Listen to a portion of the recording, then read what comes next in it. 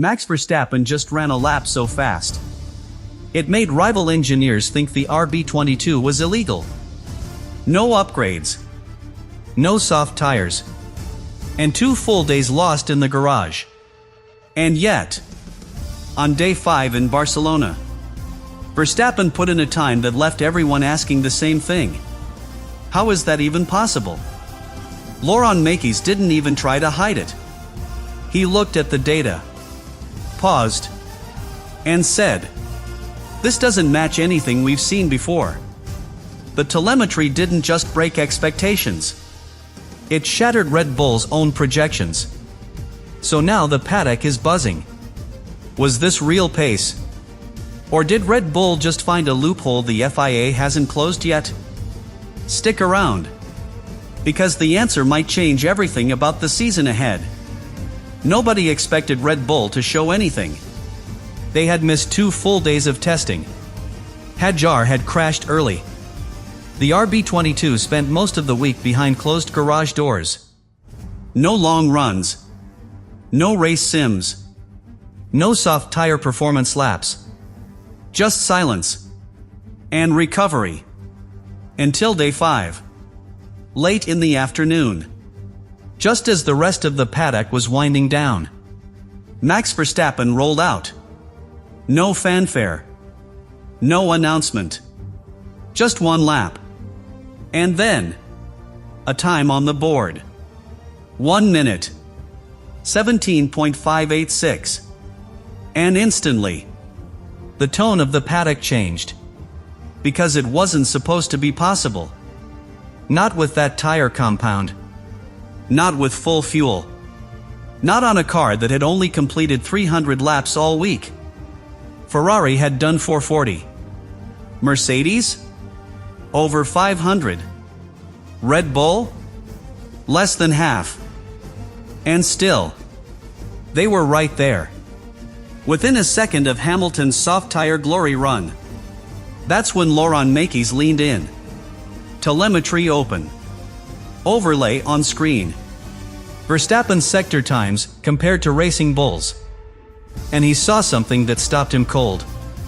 The RB22 was holding more corner speed than expected. Deploying energy differently. Rotating mid-corner with barely any steering correction. The numbers looked too perfect. It didn't look like a mistake. It didn't look like luck. It looked designed. And that's when Mekies said it. This doesn't match the data. Not Red Bull's. Not the FIA's.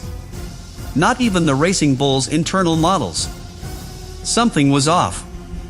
And in Formula 1? That's the most dangerous thing you can find. Because when a car looks clean, but doesn't obey the math, it's no longer just fast. It's a problem. By the time Verstappen pulled back into the garage, the paddock was already in motion. McLaren engineers pulled sector comparisons. Mercedes opened heat maps from Russell's runs. Ferrari? They locked down internal data sharing protocols within the hour. No one was talking publicly. But behind the scenes, everyone was preparing for war. Because if Red Bull was that fast, with that little testing, then something wasn't adding up. Some said it was just Verstappen. That his driving covered the gap. That his feel for the car masked instability. That no one else could have pulled it off. But others weren't so sure. The energy deployment was too linear. The rear grip didn't fade under throttle. And the lateral load shift through turn 9? Perfectly balanced. Which brings us back to the numbers. Because Mekies wasn't the only one stunned. One engineer from Mercedes said it bluntly. There's something in the powertrain. It's either cooling or mapping. But it's not what the regs intended. That's a serious statement. And it changes everything.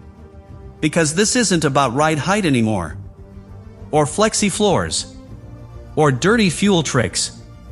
This is about the core of the hybrid unit. The place where energy is harvested, stored, and released. all within the legal limits. But sometimes, just outside the spirit. And that's exactly where Red Bull has played before. Think about it. This is the same team that rewrote aerodynamics in 2021. That found loopholes in floor stiffness. That made DRS activation behave like an on-off switch. They don't break the rules. They redefine them. And that's what makes the RB22 so dangerous.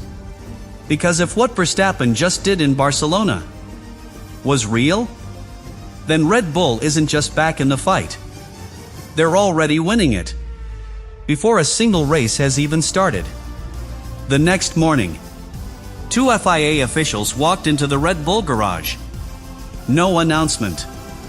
No press release. No cameras. Just clipboards. And silence. On paper, it was a routine inspection. Cooling systems. Sensor placements. Energy recovery parameters. But everyone knew what it really was. It was the beginning of something. Because the FIA doesn't waste time. Not when multiple teams are flagging the same issue. Not when simulation data from half the grid suddenly doesn't match reality. And Verstappen's lap? It broke more than expectations. It broke predictive models. Telemetry pulled from McLaren, Mercedes, even Ferrari. All showed gaps in behavior they couldn't account for. Red Bull had done only 300 laps all week. That's 2 full Grand Prix distances fewer than Mercedes. And yet, they had found something. And now the FIA wanted to know what. Were they deploying more energy through mid-speed corners? Was there hidden airflow management inside the side pods? Or was it something else entirely? Something deeper. Something invisible. One rumor? Red Bull had discovered a new way to harvest energy under light throttle. Barely detectable. Totally legal. Unless someone asked the right question. And that's why the FIA showed up. Because when a car performs too well in unpredictable conditions, when it looks stable without upgrades, when it delivers lap times it shouldn't be able to, that's when suspicion turns to strategy. And here's what made it worse. Verstappen? He didn't care. When reporters asked him about the lap, he didn't even hesitate. "I wasn't really pushing," he said. Just 5 words. But they hit the paddock like a hammer. Because either he was bluffing, or Red Bull has something the rest of the grid can't see yet. And both options are terrifying. The problem wasn't that Verstappen went fast. The problem was, he went too fast. Faster than expected. Faster than planned. Faster than the engineers predicted. And that's when the tone inside Red Bull started to shift. Because the RB22 wasn't running full power. The floor wasn't the Bahrain spec. The cooling setup was still in test mode. There were supposed to be weaknesses. Gaps. Margins to improve. But Verstappen's lap didn't show any of that. It showed control. It showed balance. It showed pace that shouldn't have existed yet. And that's when someone inside the team said it. He wasn't supposed to do that. Not yet. Not with that setup. Not with the whole world watching. Because that lap? It lit a fire. Now the FIA is looking. Other teams are digging. And the window Red Bull had to quietly refine to fly under the radar is gone. And the worst part? They can't walk it back. That lap is now locked in the databanks of every team. Overlaid. Simulated. Studied. The secret's out. And what was meant to be a quiet testing week has turned into a full-scale political minefield. So the question inside Red Bull now isn't just, what did we show? It's, what did Max reveal without even trying? Because when your lead driver is running seconds faster than your test model, you're not in control anymore. And if Verstappen has already found the edge of the RB22, before the upgrades, before the Bahrain spec, before the season even begins, then either Red Bull is untouchable, or they just made themselves the #1 target in Formula One. By the end of the weekend, it wasn't just talk anymore. Mercedes had already sent a quiet request to the FIA for technical clarification. Ferrari followed. McLaren submitted baseline comparisons disguised as routine feedback. But everyone knew what they were doing. They wanted one thing: Red Bull slowed down before the season even starts. Because if Verstappen's lap stands unchallenged, if the FIA says nothing, then it becomes the benchmark. And that scares everyone. Because this wasn't domination in race conditions. This wasn't a product of strategy, or weather, or tire luck. This was raw pace. And not just raw, hidden. Released at the end of testing. For one lap. Then shut off. Gone. But it was enough. Enough to trigger a wave of quiet panic up and down the paddock. Engineers are now recalibrating models. Strategy teams are rewriting opening weekend assumptions. Even driver briefings have changed. Because the grid knows. If Verstappen wasn't pushing, if the RB22 wasn't at full spec, and if that lap was just a glimpse, then no one's ready for what Red Bull is about to unleash in Bahrain. And that's where things get truly dangerous. Because when a team looks unbeatable before the first race, Formula One does what Formula One always does. It pushes back. Rules get tighter. Clarifications come faster. Gray areas disappear overnight. And Red Bull? They know it. That's why, suddenly, their tone has changed. Less arrogance. More silence. Fewer quotes. More closed garage doors. Because they've been here before. They've lived through double diffusers, engine protests, flexible wings. And they know exactly how this ends. In scrutiny. Max Verstappen might have been calm at the end of testing.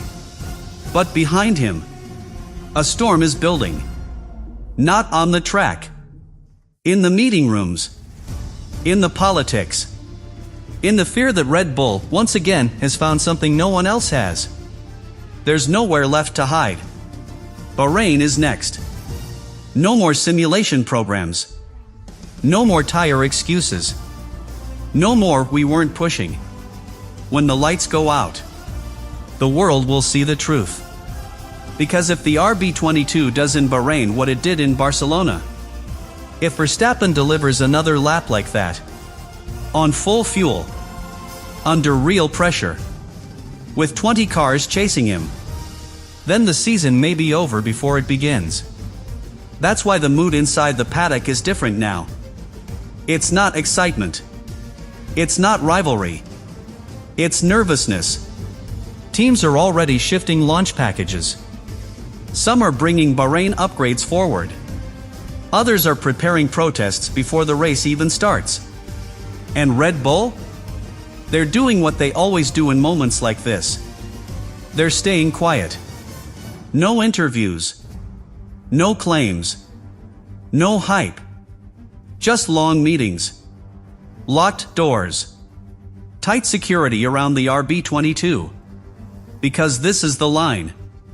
If they go too far in Bahrain, if the FIA decides the car breaches the gray zones, the fallout could be massive. Clarifications. Technical directives. Performance restrictions.